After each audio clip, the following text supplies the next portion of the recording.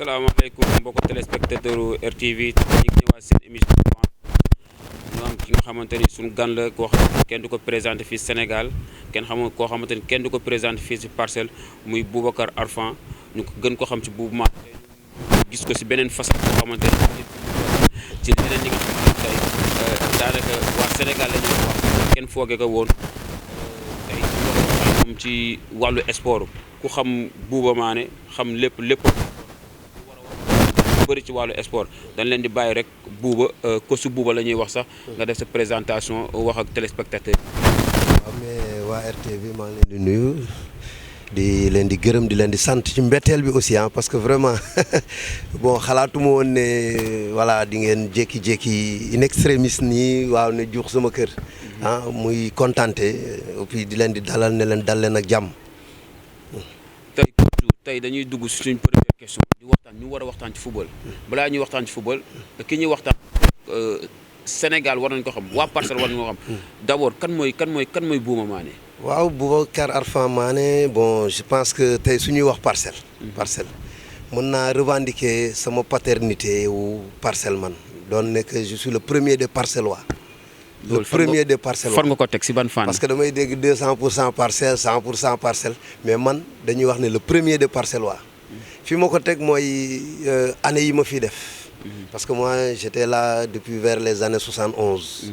xam naa su ñuy wax 71 les gens vont se dire mais voilà mais Parcelles n'existait pas en 71. effectivement parce que voilà boobu man maa ngi dëkk kaw mi tey mooy marché Gueule Tapée bi ngay gis. centre sauvegarde Cambérène. très bien vers les années 71 dañ fi affecté sama papa ci centre bi muy directeur kaw mi. boobu on était tout jeune. tu vois amul woon dara lu dul àll bi kese. voilà benn tali moo amoon ak montagne bi ngay gis tey mu. voilà wàcc foofu la ñu waxoon mën nga fa da nga fay taxaw di gis géej. dara du la et puis dama la doy ndox ñetti mbir yoo xam ne sax. moo daan firndeel ne que boo fa toogee da nga daan gis Géejawaay gis Cambérène gis Patte d'Oie. amoon na benn fort bu newoon ci kaw. tamit nee nañ foofu tamit boo fu mësaan taxaw tamit da ngay jàkkaarloo croisement Cambérène. très bien voilà ci idée yi. et puis montagne bi ngay gis tey lac d'eau bi nekk fa te. SDE bi ne fa. ñun temps xale fa lañ daan jël tu sais panier jën yooyu. gars yi daan bag jën yi. foofu lañ daan teg di wàcc ba ci suufu fi ñu daan wax voilà mbalitu tubaab. mooy au temps fu. mooy côté Dalifort bi noonu très bien fu para yi daan wàcc ay temps. waaw donc en gros c'était ça et puis unité 7 tey bayal bi ngay gis tey mu jël église bi. et puis tete jeeju bi ba Cambérène benn fort moo fa amoon. waaw loolu yëpp espace bu rëy la woon affaire bi di dox ba un moment donné soo xoolee ay unité 5 foofu lañ doon wax mbaaru naar yi. foofu lañ daan jaayee pon. moo njëkk a commencé samp. instant su ma juumul yow yaa ngi wax historique Parcelles voilà très bien. voilà ci la après kii ñëw nu mu tudd la case boobu après néegu ñax la woon soo gisee ay unité 6 comme côté boobu laa gënoon jege unité 7. foofu la affaire yi commencé di màggee ndànk parce que voilà amoon na unité 6 c'était les habitants les travailleurs de la comment dirais-je soit dip dans jamono yooyu. parce que ñoom ñoo doon. borom kër yi daan liggéey ci ramassage ordures yeeg ngi Parcelles unité 7 da nga doon gis soo xoolee ñetti secteur la l'essieur mariste ak Sénélec. waaw moi je logé naa Sénélec lu bari ak sa ndem si yàlla Papa Diall te nekkoon ak Tété Diédiou ndeysaan un frère un ami vraiment ñu ngi koy ñaanal yàlla su dara tëwul moo la xaare ko àjjana. c'était nous les Omar Koli les Félix Gomis ak ainsi de suite. man defe naa ci équipe Parcelles màgg daan laa njëkk yore. màgg daan balaa ñu ñëw ci équipe bi nga njëkk yor. tey en tant que ancien joueur. waaw tey nga nekk coach tey mën nga ñu wax sa carrière football coach Boubou Mané fan la jaar. mitigé voilà très bien parce que man aussi j'ai commencé à jouer très tôt parce que ci circuit bi dama def. circuit footballistique bi yëpp petite catégorie école de football. fan nga defee yooyu fan nga ko defee. voilà HLM Guédiawaye ak ku ñu daan wax monsieur Loum. waaw c'était un inspecteur de la jeunesse. bu yoroon soo déggee joueurs yu mag yooyu yëpp jaar nañ ci loxoom ay Moussa Diop Kenam les Balla Traoré ainsi de suite des grands monsieur du football boobu instant man góol laa daan def sax. ci góol laa commencé. école football bi parce que da daan école football amul poste. très bien amul poste. et puis li leen tax sax ñu doon gën a góol parce que année yooyu man dama doon jànge collège. et collège bi ma daan jàngee Saint-Michel bon peut-être amul woon comment dirais-je amul woon football handball lañ doon def ak basket. moo tax soo xoolee man ci handball laa njëkk commencé j'ai joué 5 ans en championnat national handball. fii Sénégal. waaw ak Duc. avec ndeysaan Feu Dapina. donc tu vois donc jàpp bi dafa doon yomb ci man ba nga xam ne soo waxee ñu ne mënul football nañ ko jox camp yi rek mu daal taxaw suñu ma joxaan camp yi nag pour bal dugg moom problème la woon. après ci laa dem cadet manko. j'ai fait 3 ans yoo xam ne 3 coupes la ñu tegle. cadet manko bu fan. manko bu Guédiawaye. bu Guédiawaye. voilà donc bien vrai que boobu parce que dañu jóge fii après pas bi aussitôt ñu affecté ko HLM Guédiawaye. centre sauvegarde bu Guédiawaye. voilà donc loolu moo ñu valseloo un moment ñu dem foofu. donc voilà ci enfance bi noonu laa def après dem cadet Niayes. c'était nous les challenges yi nga doon dégg ñoom Djibi Sembène Khalidou Diallo équipe bu Niayes junior bu extraordinaire boobu woon xam nga ci la ñu amee woon présélection man ak challenge mais malheureusement moom moo joué. mooy ñaar équipe championnat la woon. ñaar équipe championnat mooy tey AS Pikine. mooy AS Pikine. voilà très bien waaw kon loolu dafa c'est très important. voilà gars yi xam loolu. gars yi dañuy dégg ñaay duñu xam ba xam équipe nawetaan la. duñu xam ba xam équipe championnat la. léegi kosu boobu maa ne xamal na ñun ñaay jamono ji moom la naan AS Pikine. kon daanaka yow sa petite catégorie si wàllu championnat Sénégal ñaay nga ko ñaay nga ko démarré. ñaay nga ko démarré te ban catégorie nga fa démarré foofu. cadet def naa fa cadet mais cadet man dañ ma daan classé en junior. mais soo xoolee li gën a voilà def li ñuy wax naan comment dirais-je essoru sama ascendance voilà samay progrès ci football bi mi ngi commencé en 1990. 1990 waaw réellement mooy point focal bi nga xam ne. yow yaa ngi ci doon sentir sa bopp. voilà parce que année boobu laa njëkk jël meilleur buteur zone Guédiawaye. zone Guédiawaye nawetaan. senior wala. senior avec Golf Nord. avec Golf Nord tu vois donc j'étais junior.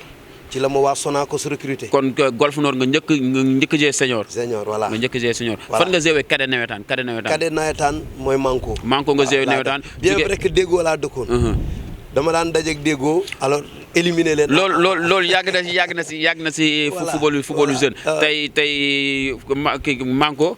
moom nga joué. waaw moom nga fa nga defee cadet. voilà defee cadet daal di dem Golf Nord. dem senior. Golf Nord nag maa tout donné quoi honnêtement parce que Golf Nord. maanaam tey bu nekkoon Bouba Mané Boubacar Arfan Mar Golf Nord moo la def li nga doon. Golf Nord lañ may voilà. moo la def li nga doon waaw parce que Golf Nord j'ai été tout là-bas. j'ai été joueur. j'ai été meilleur buteur et de tout le temps j'ai été toujours le meilleur buteur de Golf Nord année yi ma fa nekk yëpp. toutes les années passent yi ma fa def. waaw à part ay Papou Bass peut-être ñi ñëw après voilà def relève beeg yooyu détail mais soo xoolee Golf Nord je les ai donné 2 coupes en 90 et en 94 n'est-ce pas. voilà donc équipe boobu tamit laa njëkk yor.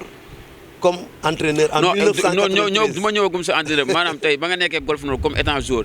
di def performance yooyu. si nga entamé. équipe yi dirigeant yi comme ni ñu koy ñëwee di xool ci nawetaan di xool booy. fan la jëlee yóbbu le championnat bi. voilà Sonacos bu Kaolack. waaw Sonacos bu Kaolack. bi ma demee aussi Sonacos bu Kaolack mu doon benn expérience bu extraordinaire. parce que bi ma fa ñëwee comme attaquant numéro 9 entraîneur bi ne leen. bon indi naa benn boy attaquant boo xam ne woy tu vois moment yooyu les gens voulaient ay joueurs yu gàndee man sama voilà à rapidité et puis j'étais très habile devant les buts finalement ñëw ne ko mais yow championnat bu métti bi 2e division amel Gringal bi naan ñu xeeb jëmm ji. j'étais obligé comme une semaine la ñu am pour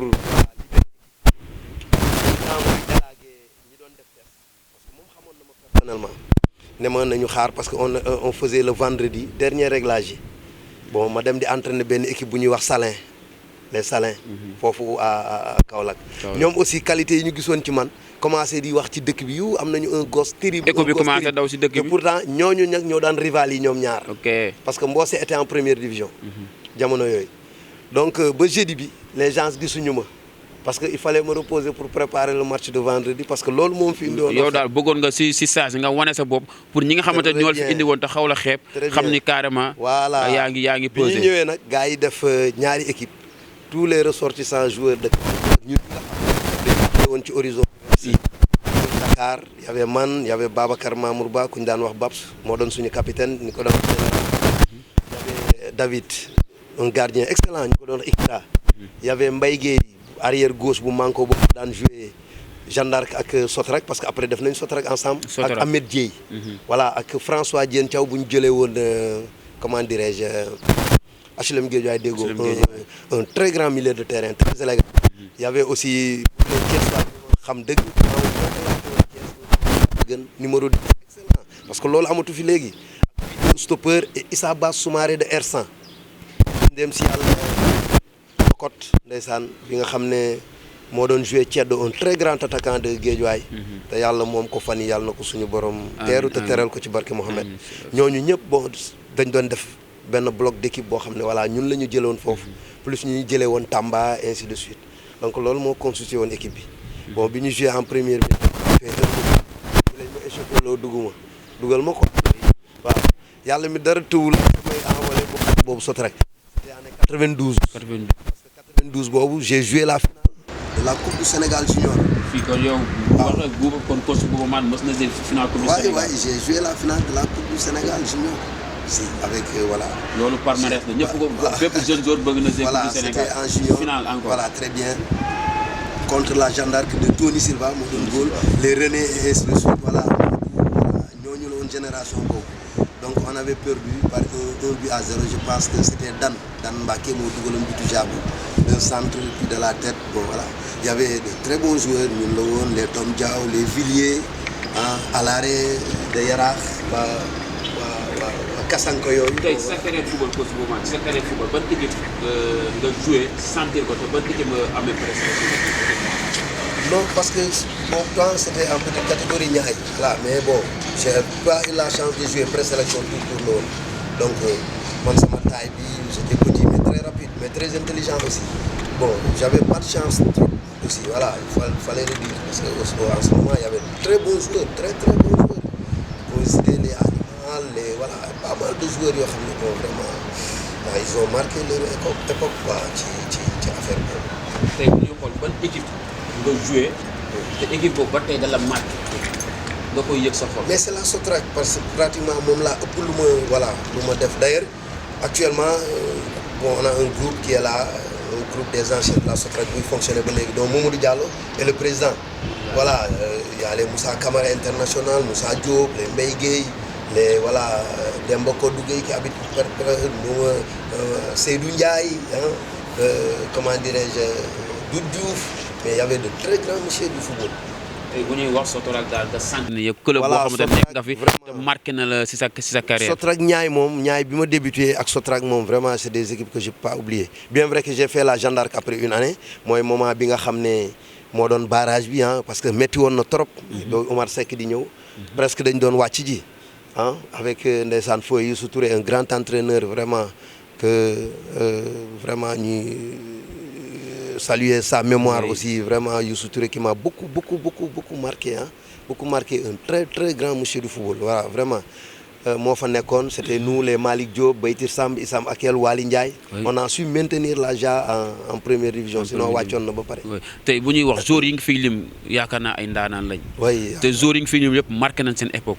te si ñi nga fi lim yëpp kan moo la si gën a marqué. nga xamante ne da nga doon nekk ak moom nga koy ngeen bokk terrain wala nga bokk ak moom équipe kan moo la si gën a marqué. mais bari na mooy ñu mu lay citer mes copains. mais dana am koo xamante ni tey kooku daf lay marqué ba nga xamante ni. c'est les Moussa Diop c'est les Arfan Sarr. Arfan sama turandoo décédé aussi yàlla na ko yàlla yërëm te yéexuñu mais vraiment Sénégal amoon na de très grands footballeurs. Et pour ça je vais citer Pape Bouba une icône du football. Pape Bouba voilà vraiment qu'on vient de perdre tout récemment affinité yi ñu amoon. ak grand frère am Sané Diop que je salue au passage di jaal famille Diop boobu yëpp parce que à un moment donné bi ma arrêté football vers les années 98 dama dem liggéey ji Val d'Afrique mais pratiquement Rufisque laa doon nekk HLM Ndefane boobu c'était man ak ñoom ñoo doon toogandoo ñoo daan nekk ak ses petits frères Ball des gosses vraiment respectueux un gosse bu dul woon siggi xool nit voilà vraiment yàlla ak dogalam mooy voilà moo tax dañ koy ñaanal suñu borom mi dara tëwul teeru ko te teral ko ci barke moo xam waaw di koy jaal famille Diop yëpp parce que je sais famille bi ñu bokk voilà une modeste famille vraiment yaatu bëgg gan bëgg nit donc boo déggee lu mel noonu voilà c'est quelque chose qui te va. waaw lu bokk tamit si dañuy jàpp lu bokk si àdduna dañuy bokk tamit. waaw gis ngeen comme ni ñu ko waxee rek tey ñu ngi taxaw ki nga xamante ni tey kenn du ko ni ma leen ko waxee woon kenn du ko présenté fii si Parcelles gis ngeen jaar-jaaram ni mu ñu wax ci nga xamante ni noonu la dëkkee Parcelles ni mu ñu wax tey ñi nga xamante ni fa la jaar ak joueurs yi nga xamante ni ay ndaanaan lañ nekk fii Sénégal ñi nga xamante ni ñoom la bokkaloon équipe bokk ak ñoom terrain ak li nga xamante marqué na ko tey dañuy dellu rek dugg ci benn point bi nga xamante ni yaakaar naa point boobu fi lañ toll mooy Boubacar Arfan Mané en tant que entraîneur fan la débuté carrière entraîneur am ak ban équipe la njëkk yor ak lan moo ko dugal ci wàllu entraîneur. waaw tu sais man football dafa mas a bokk ci man parce que quelque part aussi soo xoolee moi je fais partie d'une famille boo xam ne c'est des éducateurs parce que mon père est éducateur spécialisé au ministère de la justice ba moom la retraité donc yar ay doomu jàmbur. yar nit ci discipline ak yooyu la ñu xam parce que ku jëloon ay mineurs inadaptés ñoo xam ne dañu téewoon def ay affaire demee mën leen yar ba réintégrer leen dans la société. donc man facette boobu defe naa man maa xaw a jël ci moom. waaw donc mais ci beneen volet sportif.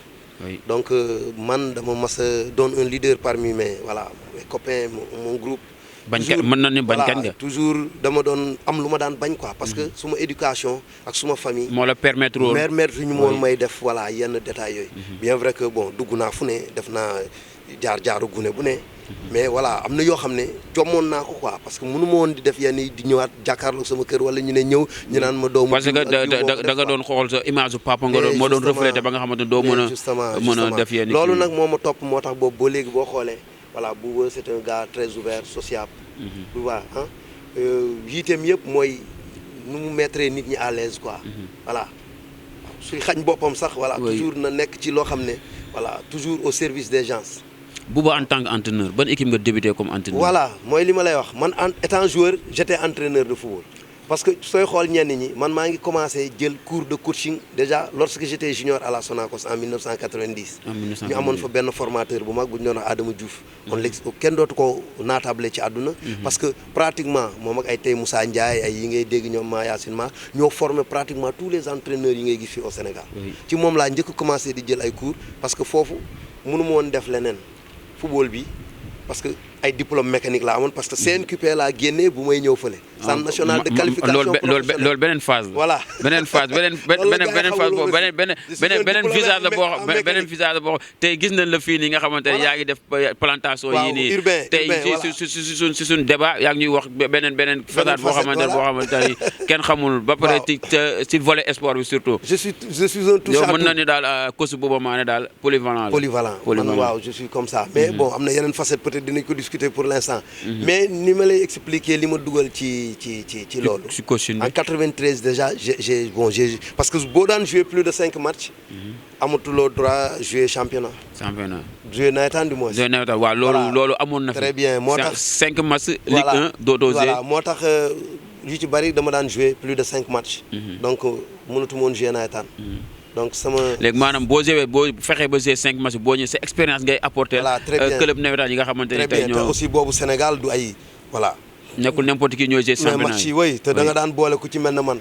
jouer match junior yëpp. jouer coupe du Sénégal bi yëpp bëgg a jouer encore. waaw parce que déjà su ma la waxee ku jouer ba final coupe du Sénégal xool ñaata nga jouer.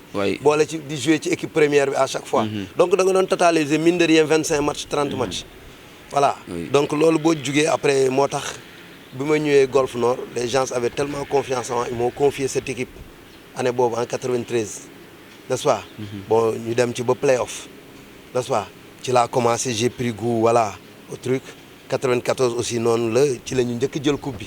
94 voilà 94 ñu gagné Manko le grand Manko. boo xam ne kenn mësu ko gagné alors quart de finale. en tant que coach.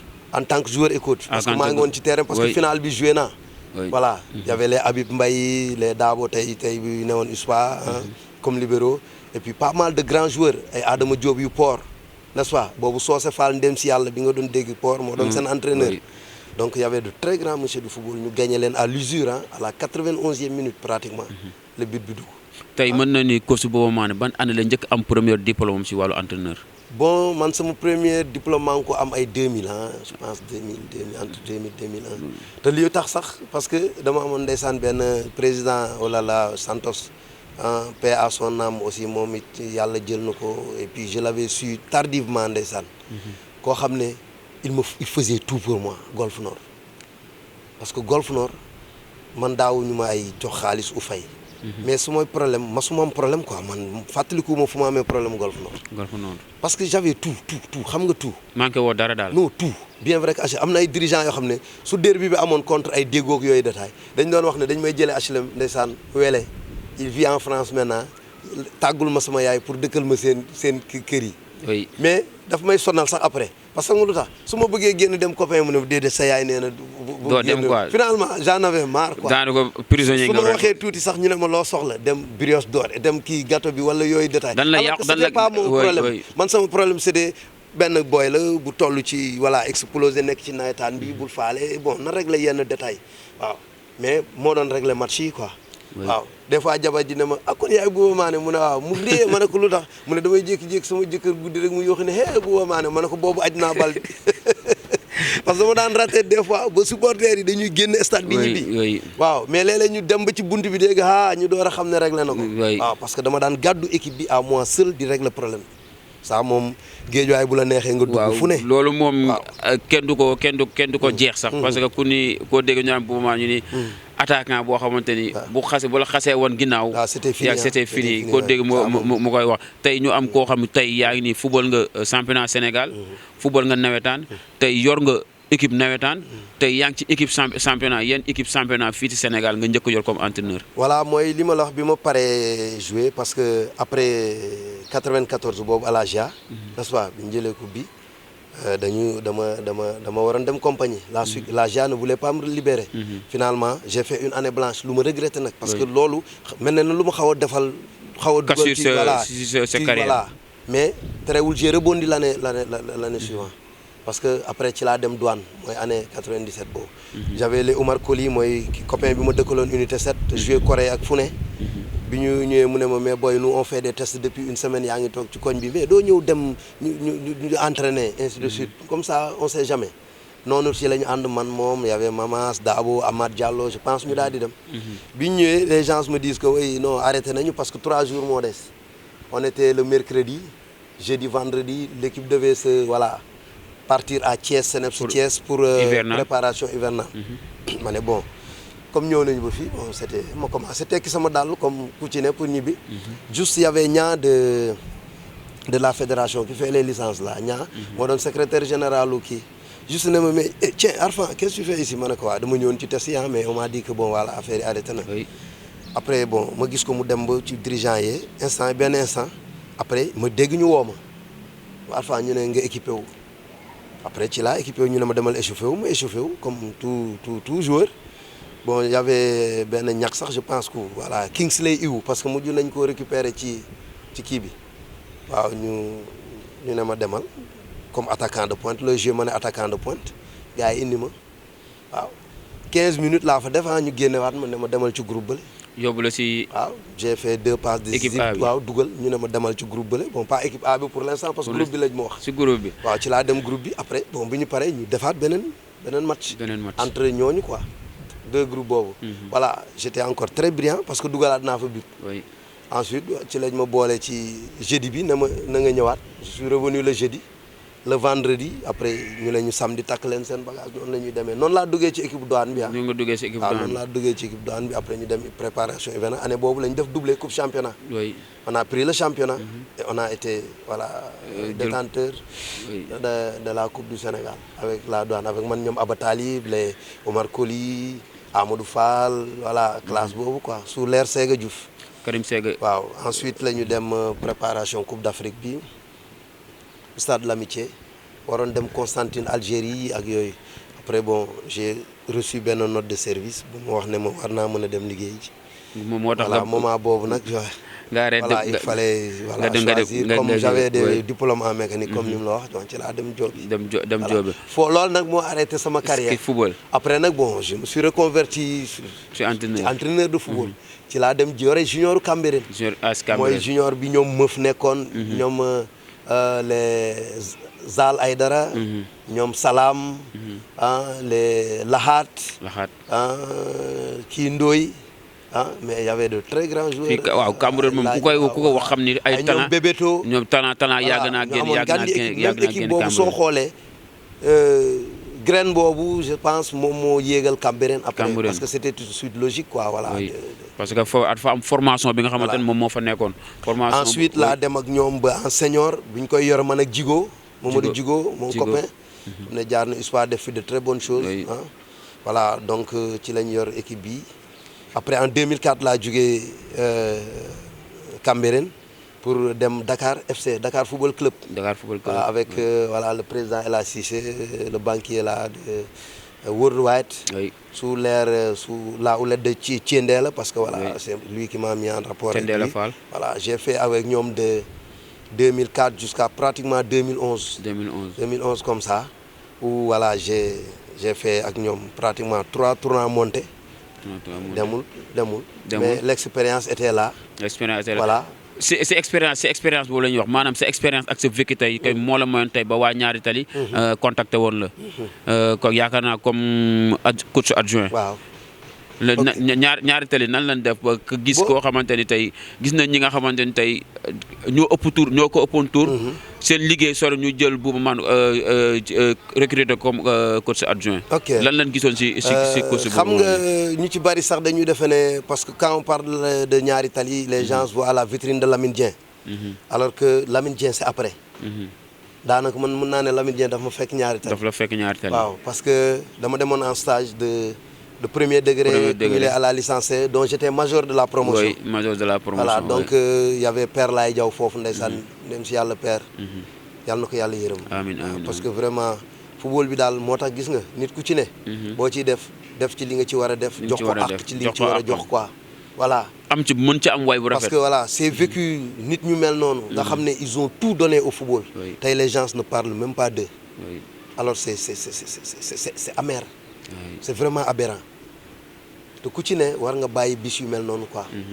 moo tax loo am. joxe ko tey ñooñu man dama leen di delloo njukkal parce que en grande partie tey ñoom am na lu ñu def ci man te loolu ma am ci ñoom moom laa fas yéene alors transmettre ñeneen ñi. waaye. waaw parce que li ñu lay jox yow moomuloo ko su fekkoon dañ ko téye du yegg si ci yow. soo ko téyee ci yow it voilà. ñoom daal maanaam ñoom liñ yoroon liñ xam seen xam-xam denc ko dañ ko joxoon dañ ci yéwee noonu ba nga xamante ni tey ñi jaar seen loxo yëpp jëriñu nañ ci tamit regretté wuñ ko man vraiment j'ai pas regretté alors stage yi ma def ak genre nit ñu mel noonu quoi et j'ai fait tous les stages en boobu yaa ngi def sa premier degré voilà yi nga xam ne sénégalais ñu koy organiser avec les anglais british avec les brésiliens donc philosophie bu ne épousé naa ko pour xam nga lan à la quête du savoir. kon ba tey damay jàng mën naa ne kii ma toogal fay mbapat na gars yi leen koy waxee mbapat nga. ah mais. mbapat nga si kii bi. man dama yàgg tarbiyu quoi. waaw dama yàgg tarbiyu. tey loolu la yóbbu tey nga dem. loolu moom bi ma woowee ne ma je veux que vraiment. coach Lamine Dieng moo la doyen Lamine Dieng moo la. l'autre là comment il s'appelle Moussa Père Laye Diaw. su xëccoo toujours comme ni nga koy gisee. comme si kële bi rek. doomu diw la doomu fii laa xam nga Sénégal moom. toujours yooyu la ñu gën da nga koy gis suñu dëkk bi. doomu dëkk bi la mais defar dëkk bi moo ko gën a fet. doomu dëkk bi la fi laa juddoo. mais doomu dëkk bi boo jàngulee nooy defaree dëkk bi dañu wax ne affaire bi su jaree nga dem ba Chine. demal ba Chine uti affaire bi pour daal di jëm. dafa mel ni tamit looloo xawoon dal tey benn amoo coach boo xamante ne defoon na fi loo xamante si wàllu nawetaan. Crimo. tam yoroon ñaari tali. defoon na fi loo xamante ni tey yaakaar naa fi ñaari tali egg tey. tey yaakaar naa bokk na si ñi nga xamante ne ñoo ko yóbbu mais ba mu egg am na fa ba mu fa yeggee. dañ ñu ko mu dem. dafay métti mu dem. moo tax soo gisee may efforcé wu étant comme président wu voilà AFS. cellule parcelle Cambérène. Cambérène oui. sama jeunes yi nga xam ne dañ ci ne moo tax je m'efforce toujours. pour ñu wuti parce que vraiment. suba parce que on est appelé à partir. que footballu parcelle USPA bi. parcelle environnant ñu mën ko téye parce que du benn nit mooy téye mbir mi. non man footballu parcelle environnement bi loolu loolu débat ndax loolu xajul si émission bi ni loolu dañ koy def suñu partie de loolu xam naa buñ ko loolu dañ koy wutal émission spéciale parce que liñ ci war a wax yëpp dafa bari. Moi je suis très disposé à parler de tout surtout que en matière de sport liñ ci war a wax mais pour mottali loolu nga wax père bi ma indee voilà on était en réunion avec le président Djibril Wade et tous les membres du staff de Niary Tally. Il y avait Diallo Ousmane qui avait Teungueth FC et qui est à Ouakam qui fait de très bonnes choses là-bas aussi. Bi ñu discuter voilà mun nay xëccoo yu ndaw affaire banc bi ainsi de suite ak yooyu détail mais man bon sama questionnaire c'était benn affaire bu simple ñi ma doon xëccool année bi ma yor Cambérène en 2004 ñoom ñi ngi doon ay joueurs la ñu woon. ay joueurs la ñu woon te yow yaa ngi woon. waaw entraîneur. ma yor Cambérène gagné Niary Tally. en coupe du Sénégal. te yaa ngi woon ci banc bi ñoom ñu ngi woon ci terrain bi yor Cambérène indi ko gagné leen ñoom te ñu ngi woon ci terrain bi wax leen ko. ne leen 10 ans après ngeen bëgg a doon ko ci sama kaw. oui. waaw te man jàngi naa ba daal di ñëw. jàngi te yaakaar naa ñoom diplôme yi nga présenté ñoom présenté kon lan lañ fa doon bëggee indi wàllu moomeel lañ fa bëggoon indi. mais football amul moomeel. football boo gis ci àdduna ndénkaane la du moomeel. ndénkaane la. say xarañte sa liggéey ak yi nga fay def moo la fay bàyyi résultat. oui waaw. Man boobaa ne je ne serai jamais demandeur d'une équipe dans ma vie. Oui. Et je ne vais jamais prendre une équipe boo xam ne l'entraîneur est sur le banc. maanaam dama la bëgg wax naan la du ma ne puusal ma toog wala président jox ma équipe bi parce que voilà jamais de ma vie. Je n'ai jamais été demandeur et je ne le serai jamais de ma vie. Oui. waaw parce que man dama gëm sama bopp dama gëm ne voilà li ngay def ci résultat da nga koy liggéey man liggéey laa gëm ci loolu laa xam voilà. Durant toute ma vie voilà je me suis battu pour voilà doon li ma doon. oui du kenn ku ma indi je me suis forgé moi-même. ci mbiru voilà entraîneur boobu parce que tey su ma essayé sama bopp ba fii loolu la te biñ ma laajee mais aw ma ci woon lu extraordinaire l'agence ma demandé dama ne leen j'avais pas besoin d'argent j'avais besoin d'une vitrine parce que ñii yore équipe yi maa ngi ñoo ma nekk ndoo ñooy bokk formation yi maay génn major seen kaw te pourtant ñoo yor élite bi. mais kon lan mooy problème bi. man fi may ñamee xoslu di fay toog di fay liggéey ci métier bi ñoom duñ ko def. déedéet waaw tu vois. mais parce que j'ai aussi d'autres voilà préoccupations yoo xam ne permettre na ma voilà de vivre à l'aise di def sama passion comme ni ngeen ci li ngeen ma fekk. voilà donc loolu mooy mbir mi maa ngi sant yàlla quoi. je me dis que bon li ma dese mooy sama localité. sama localité lu tax ma gëm ko di ciy wax parce que voilà damay dem ci ay séminaire ay affaires yu bari. ñu yor dëkk gox bu toll nii. loolu dama la si da nga ma ciy may parce que foofu la ñuy tëjee dama après dañ ciy am benn question bu kii rek. li si des ñu bàyyi ba suñu partie 2. parce que est-ce que Niary Tally boobu nga demoon tey toog nga ci banc bi wala entraîné nga équipe bi wala yàgg nga fa wala yàggoo fa. waaw parce que année boobu dañu commencé affaire bi di def ay match nul c'était une équipe très exigeante. tu vois voilà. mais moi j'étais très bien aimé ba léegi gis nga ko foofu. ba léegi sama am na cër bu ñu la fa jox te am nga xaw nga fa am kàddu. vraiment samay nit la ñu baax vraiment man dama dëkkal quoi parce que. bon emprunt parce que bi may joué ñu ci bari foofu lañ dëkkoon ay Dembo Touré et ainsi de suite. c'est des gens yoo xam ne parce que Niary Tally mooy éclatement donc ñoom amoon nañu suma estime avant sax may ñëw ci équipe bi. amoon na affect tamit waay déjà xamoon nañ sama vécu ak ñoom. voilà donc benn continuité la woon bon man aw moon problème foofu quoi vraiment j'étais très à l'aise ba léegi je suis très très très à l'aise là-bas sama fief la. lan moo la fa jëlee fa ak ba nga jëlee ba fan nga dem. parce que bi ma demee li ma fa jëlee benn moment on faisait match nul affaire demee noonu je crois 4 journées bon on jouait en dents de scie. les résultats ñëwul woon noonu trop quoi parce que aussi début la woon. xam nga championnat début est difficile. hivernal bi boo ko defee. boo ko digéré wul trop parce que ñu bari du ñu xam loolu.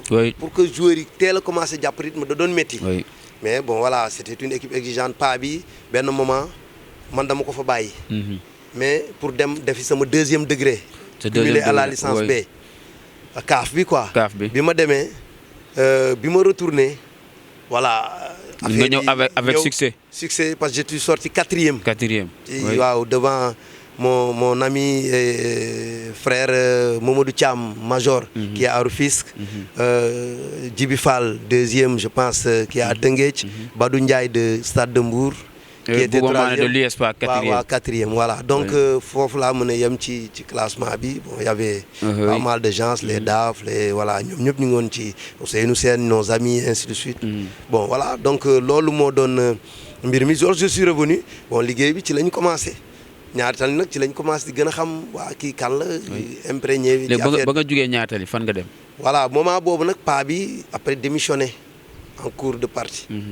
moment boobu les gens voulaient que je reste. oui waaw mais man dama di nit koo xam ne dama di làkkat daal. oui waaw man deret bi daw sama mbir la quoi man bu ñu séqee boo foo deewee dama fay dee bi ñu paree les gens sont écrits sur journaux yi way démission de Père Ladia waaye coach Alpha. maanaam kon tey si je comprends mais paa bi moo la fi indi woon mu démissionné gars yi bëgg nga toog yow nga ni da ngay ànd ak paa bi parce que moom moo la fi indi woon. pourtant ki doon ñëw affinité yi ñu am moon sax moom amuwuma ko woon ak paa bi mais daal yow bëggoo woon ne parce que tam boo demee am ñi ko nit ñi di gisee du bokkul ak yow ni nga xamante ni parce que mën na ni peut-être paa bi dem na rek nga toog est-ce que tey nekkul.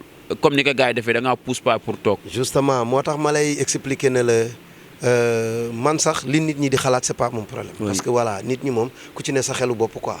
mais man li may wax sunu borom parce que tollootuma foo xam ne léegi njaboot ji ma yor ak yooyu détails man yàlla rek moo ma dese quoi. Oui. Voilà je pense que waratuma nekk ci àdduna di ci wax loo xam ne wala di ci def lenn loo xam ne xam nga voilà donc bi mu demee ça m'a tellement fait mal au cœur parce que voilà. moment boobu mu demee même bi coach bi ñëwee Lamine Dieng il m'a demandé de rester. de rester. te masuma demandé ci àdduna loo xam ne. vraiment duma ko def. oui c'était la première fois ma taxaw ak moom manifester un refus. même les gens si ne woon ci fédération bi bon je vais pas citer des gens parce que Ligue de Dakar jege woon na. coach way c'est une chance voilà nga wane sa bopp kërëb ma ne la non man wane sama bopp tollatuma ci parce que. man xam nañ ma ci affaire bi ci lii laa dund quoi. c'est une chose que je maîtrise du lu ma sonal quoi. lan nga ci war a mën a régler leneen mais du ma ànd ak nit mukk muy dem ma fiy des. ma ne góor gi vraiment je te supplie vraiment ngir yàlla may ma lii pour au moins une fois. Oui. parce que dem na moo ma fi indi woon ñu ànd nii laa demee bi may demee j'ai trouvé l'USPA bi ma ñëwee juste mu nekk en difficulté. waaye si yan si ban état foofu moom xam naa dañ fi ñam tuuti rek. xam naa fa la ñuy daanele. si yan état. nga fekkoon l'USPA. parce que da nga ñëw gars yi tuddee la boobu maa ne le sauveur. si yan état nga ko fekkoon. parce que dama ñëw je pense fekk ko mu départ sur 2 défaites je pense. parce que boobu je pense ay jàngoo ak yooyu ñoo fi nekkoon ah. les grands laay je pense ah avec Laye Diatta et autres bon bi ma ñëwee mu tombeek benn match bu USPA waroon jouer je pense. ñu ne ma voilà comme gars yi dem nañu il faut nga ñëw jël affaire ma ne la non parce que man xamuma équipe bi. il fallait ma xool ko benn match je les ai regardés ñu joué. je pense que match boobu aussi ça s'est soldé sur 1-0 bu défaite. ensuite man bi may njëkk jël USPA c'était match contre Génération Foot. Coupe du Sénégal à Yoff. moom laa njëkk jël premier match bi ma joué ak USPA match boobu la j'ai éliminé Génération Foot. ok donc boobu laa commencé. ensuite jël reen yi yàlla mi dara tëwul ci kàttanam. parce que yàlla sunu borom rek. mooy maye mooy xañe. affaire yi jublu ñu am ci ubbeeku avant saison boobu à 4 matchs de la fin on avait plus 22. te wóoroon nañu ñun ñooy joué ji play-off. oui. et joué nañu année boobu aussi play-off yi métti avant may yéegal équipe bi ak sama staff boobu ak dirigeant yi fa nekkoon ñoom Eumeu ñoom voilà Bouna voilà Youssoufa voilà gars yooyu quoi parce que déjà. on a joué ay matchs yu métti surtout que ak équipe bu Tëngéej bi nga xam ne nee nañu woon bu USPA amul woon ñoom kon heure bi ñu ngi woon en Ligue 1 voilà où on a joué 5 matchs yoo xam ne ils ont perdu 5 fois contre nous.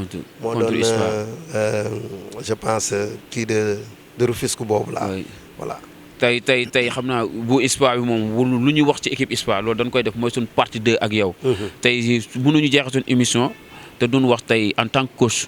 tey nan nga gisee équipe nationale Sénégal ak ki nga xamante ne tey moo yor équipe nationale Sénégal muy Aliou Cissé.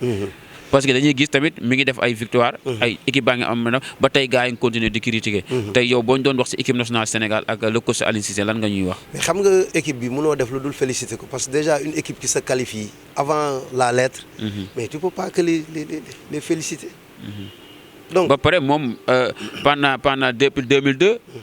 moom moo ñu yóbbuwaat coupe du monde. waaw depuis 2002 moom moo ñu yóbbuwaat finale coupe d'Afrique. kon tey ban salutation la war a am fii ci Sénégal en tant que. li ko gars yi wax doomu dëkk bi. il mérite un grand respect c'est un coach qui mérite un grand respect. xam nga luy problème mu sénégalais yi n'est-ce pas mooy voilà ku ci ne sa état d'âme. gis nga coaching. mooy li may wax nii nee neen Sénégal ñëpp ay coach lañ. très bien ils vont du dimanche au dimanche pour observer une équipe tout juste après joxe seen observation. mais yomb na ci ku ne def ko. mais li nga xam ne moom la équipe bi di dund ak ni ñu koy entraîner ba mu war a mën a performant di gagner yeneen équipe yooyu mais xam nga ko les équipes yooyu nan la ñuy dundee. mais tu peux pas te dire que ñooñu dañu bon yow yaa baax. parce que tu les gagnes. mais da nga war a sant yàlla boo waree mën a gis une équipe boo xam ne am na organisation ci dëkkam avec tout ce que ça demande. muy une nation du football.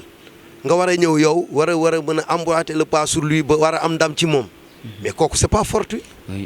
c'est parce que y a un travail qui s'est fait. voilà on ne peut pas juger un entraîneur selon physionomie wala comportement. parce que tey man lii laa sol nga ñëw fekk ma ci tool yi. ndaxte man si ma fekkul woon ci tool yi. boo ma génnee fii munoo xam ne que voilà damay def. moi si je comprends bien gars dañ koy juger par Aliou Cissé personne mais juge ñu ko Aliou Cissé coach. ah mais voilà coach on le juge par ses résultats. bu moment ne bu fi nekkee gañewul kenn mais il est nul on le pousse et on le renvoie. oui mais c'est ça le problème affaire yi amul ay xaarma yàlla ak ay sentiments ak yooyu non. résultat moo la fi bàyyi il fait des résultats mais lan nga ci bëgg lan ngay mën même gis nga le coaching là soo koy apparenté pour man da ngay jël comme ay carte mooy li may wax yenn gars yi sooy coach bi ni muy fubalee état d'esprit ak affaire yu demee noonu non on peut pas rentrer dans la philosophie du coach. non wala dugg ci voilà moom gis-gisam. yow mii sax bu ma jëlee lu ndaw su ñuy wax ay bolot ay ainsi de suite. bien vrai que je suis pas très fort en bolot ou chose comme ça voilà. mais dañuy baatare ñu sànni ku nekk 5 cartes xaw ma. mais am na looy ubbi nga xool ko. mu neex la defe naa valet yi ñooy jiitu. valet yi mooy li ñuy jël tout je pense. ah les as mooy 100 yi. voilà mais yow imagine ñu jox la ñaari valet man ma am ay as yow nga jël sa valet yooyu ragal a jël tout. ah nga wax xaw ma lan peut-être à la carte. waaw man ma jël audacieux jël 100 yeneen rentrée daal di dugg ma teese la xaw ma affaire yu demee noonu. waaw mais lan ngay wax. l'entraîneur c'est l'audace d'abord. c'est le kilo. il faut savoir dans un match. am lecture bi. xam nga savoir voilà t'imprégner dans un match. da ngay ñëw xam ne tey war nga ci mën a jël dara tey ragaloon sax. xam ne man war naa mën a jël dara ma ñëw jël ko n'est-ce pas.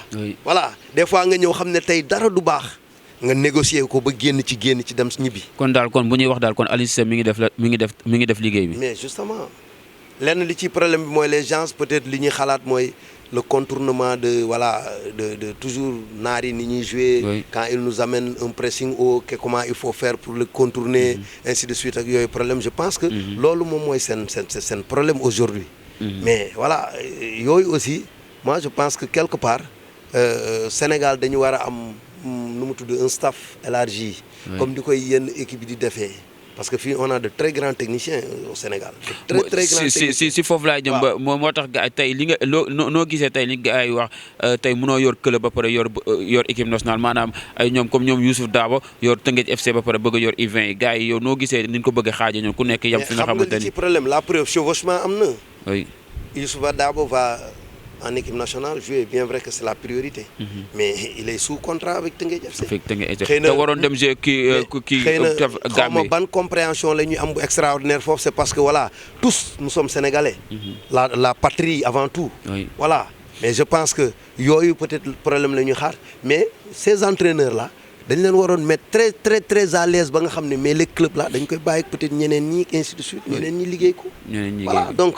loolu amul ci yenn problème il suffit toujours tout juste de voilà discuter ci ban charte le coach bi war a demee quelles sont voilà les conditions. des entraîneurs nationaux. maanaam nan leen teg ci conditions yu baax nga xamante ne tey da doon mën a. mais justement soo leen tegee foofu soxlawuñu club yi di mbëkkante.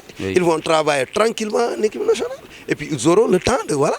de sillonner un peu le pays duñu nekk di focaliser wu ci club yi ak ainsi de suite voilà loolu la rek. parce que di nga leen oyofalal seen liggéey dina leen permettre ñu gën a am une vision très large. voilà très large ndaxte am na il y a pas mal de gosses yoo xamante ne ils sont tellement talentueux fii ci championnat Sénégal. et il faut aussi que les gens pensent à cette équipe locale. la base locale boo xam ne les gens dañ ko war a du defar comme ça commence déjà avec les U20 et ainsi de suite, qui font de très bonnes choses, nous donne une continuité. Parce que le football là, c'est pas pour aujourd'hui. Voilà, on fait des jeunes de 15-20 ans, c'est pour que dans 5 ans, 6 ans, 7 ans, que nous nous donne un noyau dur pour voilà. Mener ici cette équipe très très haut, très haut. Parce que nous il y a langue nous sourire, quoi qu'on puisse dire. Maintenant, il reste à voilà, prendre le Graal. C'est ça qui reste. Tay ko fi na ni ndar kep ak suñu émission tay sa dernier mot lan ngay wax sa dernier mot. Waaw suma dernier mot di len di jaajeufal di len di gërëm parce que vraiment cette visite surprise là vraiment m'a vraiment touché, m'a vraiment plu. Ça m'est allé vraiment droit au cœur. Di ñaanal suñu mbokk sportif yu mag yi fi dëddu yëpp fan yi yàlla mi dara tawul teral leen te teeru leen ci barke Mohamed yàlla na suuf oyof ci seen kaw yàlla na leen yàlla xaare àjjana di wax aussi suñu équipe bi nga xam ne ñun ñëpp ñoo ko bokk képp kuy doomu Parcelles war nga ci imprégné wu di ñaan yàlla ñu tàpp xol yi booloo boole doole yi pour hisser suñu équipe bi très rapidement mu jóge fii dem vers l'élite parce que on en a besoin de ça du dëgg surtout voilà que les gens s'imprègnent davantage bañ ko def une affaire de politique ou chose comme ça. Le football n'a pas besoin affaire de règlement de compte. Non, le football n'a pas besoin de ça. On a de très grands messieurs aux Parcelles. Ils peuvent hisser voilà, ce football très haut. Voilà. Di ñaanal nos jeunes techniciens aussi, que la porte là est très ouverte. Pour que au moins ñu ñëw jël ci li nga xam ne ñun on a à donner ça. Ñoom aussi li nga xam ne am nañ ko comme expertise ñu ñëw jox ñu ko parce que nul ne détient le monopole du football. Rien. Le football va si vite. Ni iPhone ni changer 11, 12, 15. C'est comme ça que le football va. Très vite. Et quand on a beaucoup de techniciens chevronnés aux Parcelles, voilà, toute la ligne, 1 ba 26, on aura à former pas mal de gens ou pas mal de gosses. Alors demain, voilà, ils vont faire voilà, comment dirais-je, voilà, la gloire du foot au Sénégal et dans le monde.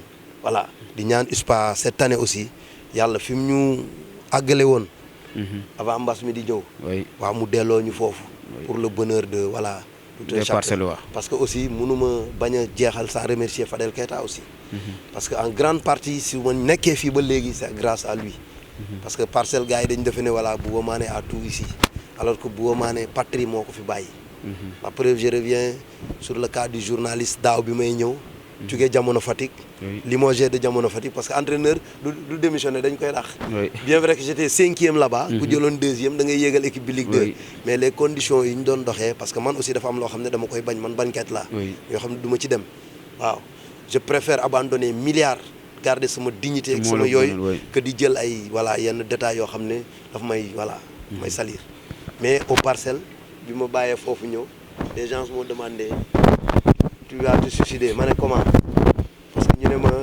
tu vas prendre une équipe boo xam ne dara mënu koo tere wàcc ci àdduna parce que ñaar aussi am naa ko ci bànneex mooy yéegal bi ma yéegal USPA mais am naa ci naqar bu rëy mooy fa ma ko indi woon fekk naa ñu wàcce ko te bi ñu koy wàcce aussi li ci problème bi mooy warut moon na bën a bañ a wàcc parce que à un moment donné ci fin bi ñëwoon naa sax pour jël volontaire gérer match bu mujj boobu pour que au moins ñu bàyyiwaat fa standing bi mais j'étais mal compris les gens dafa nañ ne Bouba Mané dafa ñëw pour règlement de compte ak yooyu non man awma règlement de compte bu may def ak Parcelles parce que c'est mon fief vous avez compris maintenant loolu c'est du passé bon ñu ngi ñaan yàlla mi dara tawul ñu pousse ko rapidement mu dem vers l'élite après Bouba Mané bàyyi leeg lee ngay seeti leneen parce que j'ai trop de choses à faire dans la vie cause tamit bu mu remercier ki nga xamante ni tey moo nekkoon ci caméraman muy Abouka doon liggéey bi nga xamante ni lépp loo leen fi gis mu jàkk rek moom la si disponibilité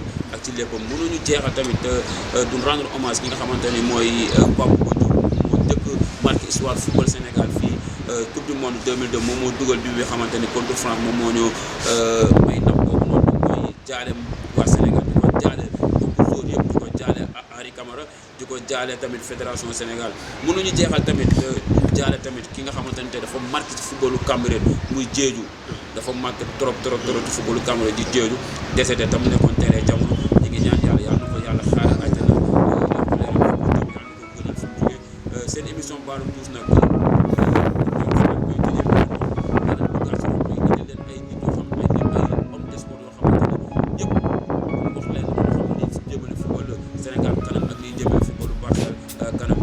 daje si beneen émission jaa ngeen jëf.